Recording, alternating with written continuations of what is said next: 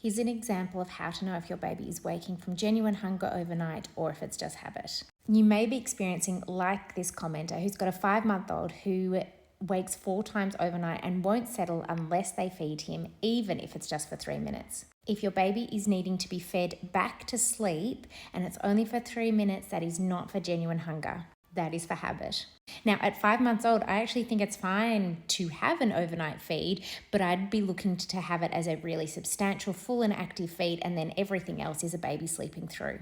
If your baby is only feeding for up to 3 minutes, that is more likely that your baby has a sleep association, that they are looking to be fed back to sleep at the end of a sleep cycle.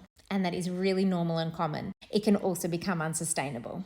So what I would do is make sure that your feed times are anchored throughout the day, whether it's breast or bottle. At 5 months, I often work to 4-hourly feed, so something like 7, 11, 3, and then 30 minutes before bed, so probably around 6:30. Then I'd look to sleep train bedtime and give my baby the skill of falling asleep independently, setting them up for success to link their sleep cycles more independently. And what that gives you as the parent is a consistent settling technique that you can follow through with at bedtime and for all of those overnight wakings that aren't a scheduled feed.